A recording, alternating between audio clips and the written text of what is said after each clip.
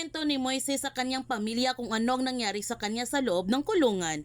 Sinabi ni Moises, narinig niya mula kay Gilbert na mga sagradong nagutos nito upang patayin siya, at nung sinaksak na siya, dinalak agad siya sa ospital.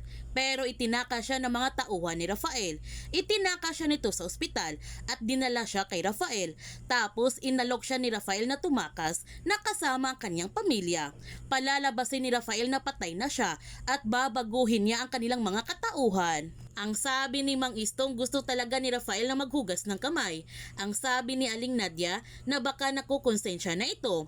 Ang sabi ni Mang Istong kung bakit hindi na lamang niya harapin ang mga tao at sabihin niya ang totoo. Ang sabi ni Aling Nadia, makakaya ba sabihin ni Rafael sa publiko na nakapatay ang kanyang anak? Sinabi naman ni Moises na hindi siya pumayag nito sa kagustuhan ni Rafael.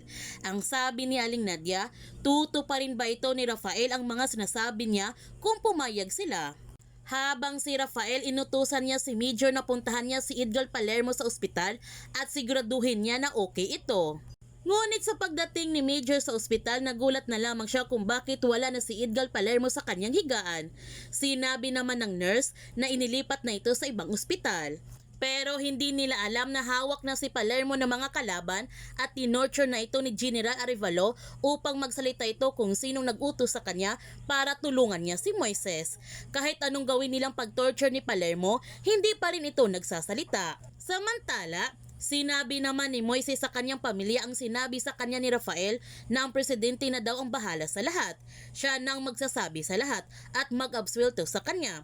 Umaasa naman sila nito na sana totoo ang mga sinasabi ni Rafael. Sa pagdating ni Major sa mansyon, nagtanong kaagad si Rafael kay Major kung nasaan na si Edgar at bakit hindi niya ito kasama. Ang sagot ni Major na inilipat daw si Edgar sa ibang ospital, pero nung pinuntahan niya ang ospital na nilipatan ni Edgar, wala si Edgar doon. Kaya inutusan ulit ni Rafael si Major na kailangan niyang manmanan ang kapartner nito na pulis, baka meron siyang makukuha na impormasyon kung nasaan si Edgar ngayon. Nag-alala naman si Rafael sa kaligtasan ni Edgar at kung bakit ito nawawala. Nagtataka naman si Mang Istong kung bakit hindi pa ginawa ng presidente ngayon ang kanyang pagtulong kay Moises. Ang sabi ni Grace na baka hindi pa maayos ang kalagayan nito. Hindi naman alam ni Mang Istong kung ano talagang intensyon ni Rafael sa pagtulong niya kay Moises. Pero hindi siya naniniwala na para lamang ito sa kapakanan ni Moises. Makasarili ang mga sagrado. Pabor naman si Grace sa kagustuhan ni Rafael na lumayo na sila. Baka ito ang solusyon upang maging tahimik na kanilang pamumuhay. Nagtanong si Mang Istong kay Grace kung sino ang uuwian na kanyang ate Christine. Ang sabi ni Grace, naniniwala siya nito ang kalansay at ang kanyang ate Christine ay iisa. Pero umaasa pa rin si Mang Istong na buhay si Christine ngayon. Sinabihan ni Grace ang kanyang ama na hahayaan lang ba nila na mawala si Moises sa kanila, katulad na nangyari sa kanyang ate Christine. Habang si Major, sinundan niya si David upang malaman niya kung nasaan si Palermo ngayon at hindi nga sila nagkakamali sa kanilang hinala. Hawak talaga ni David si Palermo. At sa kasawiyang palad, namatay nga si Palermo sa kanilang ginawang pag-torture nito. Umalis kaagad si Major nung nalaman niyang sitwasyon ni Edgar upang ipaalam niya kay Rafael ang ginawang pag-torture ni General Arevalo kay Edgar. Gayunpaman, lumabas na nga ang resulta ng comparative DNA. Nagmatch nga sina Mang Istong at ang kalansay.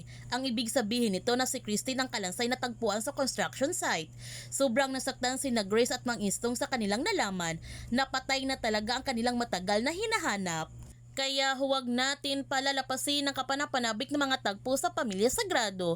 Kung bago ka pa channel ko, don't forget to like, subscribe, and click notification bell para palagi kang updated sa mga videos in-upload ko. Thank you for watching and God bless to everyone.